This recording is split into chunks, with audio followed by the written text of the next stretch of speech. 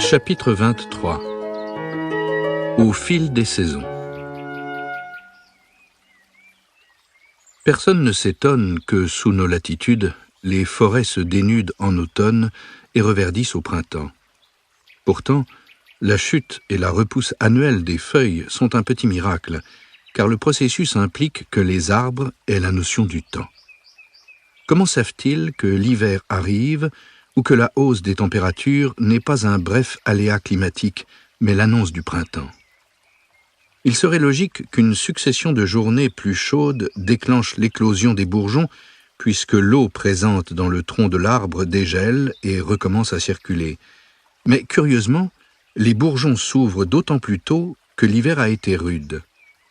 Des chercheurs de l'Université technique de Munich l'ont mis en évidence en laboratoire.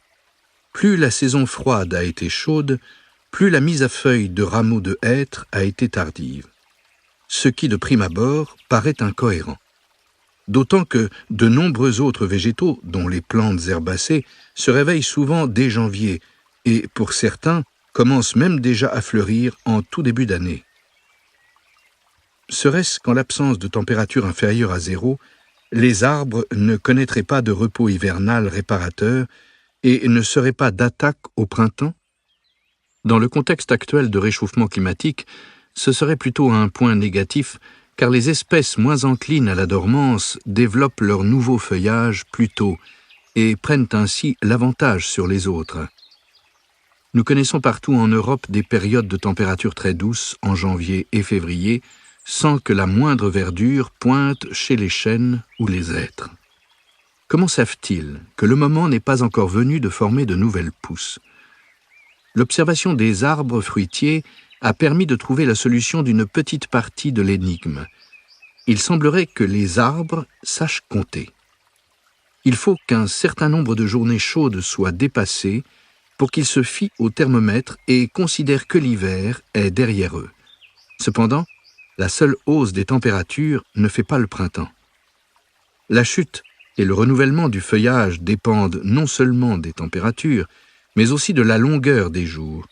Les hêtres, par exemple, ne démarrent que si la phase lumineuse atteint au moins 13 heures. C'est étonnant, car cela suppose que les arbres disposent d'une sorte de sens de la vue. On serait tenté de le situer naturellement dans les feuilles. Ne sont-elles pas dotées d'une forme de cellules photovoltaïques qui captent l'énergie lumineuse et donc déjà équipées pour la réception d'ondes lumineuses? Cela vaut peut-être pour la période estivale, mais en avril, les rameaux ne portent pas encore de feuilles. Bien que tous les mystères ne soient pas levés, il semble que le siège de ce sens soit situé dans les bourgeons. Ils contiennent les feuilles en devenir, et pour ne pas se dessécher, sont recouverts à l'extérieur d'écailles brunes. Examinez ces écailles au moment du débourrement, qui correspond à la période d'éclosion des bourgeons au printemps, en les tenant à contre-jour. Oui, elles sont translucides. Il est probable que d'infimes quantités de lumière suffisent à détecter la longueur des jours. Nous savons, grâce à l'observation des graines de nombreuses herbes sauvages des champs, que la faible luminosité de l'éclat nocturne de la lune suffit à en déclencher la germination. C'est donc tout à fait plausible. Mais le tronc peut lui aussi détecter la lumière. L'écorce de la plupart des espèces renferme de minuscules bourgeons dormants. Dès qu'un voisin meurt ou tombe, il est fréquent que le surplus de soleil qui touche le tronc déclenche le développement de ces bourgeons, afin que l'arbre puisse exploiter l'offre supplémentaire de lumière. Mais comment les arbres savent-ils que des journées plus chaudes correspondent au début du printemps et non à la fin de l'été?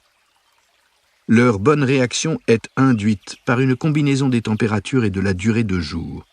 Des températures en augmentation signalent le printemps, en baisse l'automne.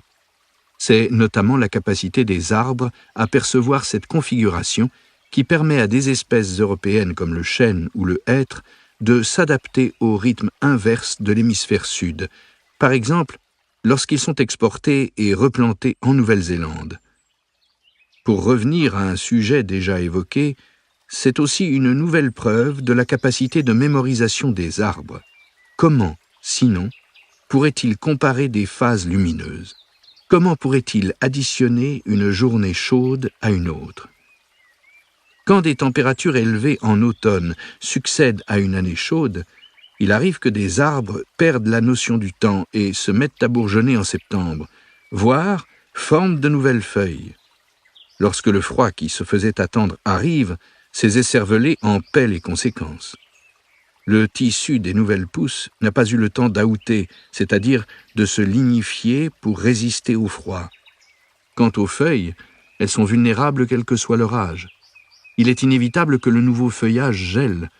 C'est certainement douloureux, sans compter que les bourgeons destinés au printemps suivant sont perdus et devront être remplacés. Cette inattention coûte cher en énergie et grève le redémarrage de la végétation au printemps.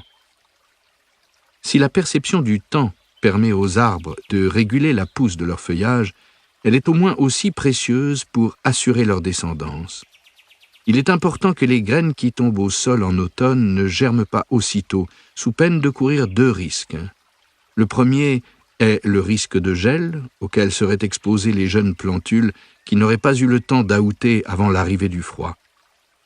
Le second, celui de faire les délices des chevreuils et des cerfs qui peinent à trouver de quoi s'alimenter durant la saison froide. Il est plus sûr d'entrer en végétation au printemps en même temps que toutes les autres espèces végétales. Pour être dans le bon timing, les graines sont capables de percevoir le froid. Les bébés arbres ne s'aventurent pas à sortir de leur enveloppe tant que des périodes importantes de réchauffement n'ont pas succédé aux gelées hivernales. De nombreuses graines n'ont pas besoin de mécanismes de comptage sophistiqués comme celui qui permet de fixer la feuillaison. C'est le cas des glands et des faînes, que les jets des chênes et des écureuils ont eu la bonne idée d'enfouir dans le sol. À quelques centimètres de profondeur, la terre ne se réchauffe que lorsque le printemps est là pour de bon. En revanche, pour les pois-plumes comme les graines de bouleau, la prudence est de mise, car avec leurs petites ailes, elles se posent toujours à la surface du sol et n'en bougent plus. Si le sort a voulu qu'elles tombent en plein soleil, elles doivent enregistrer la durée des phases lumineuses, comme leurs aînés, et attendre leur heure.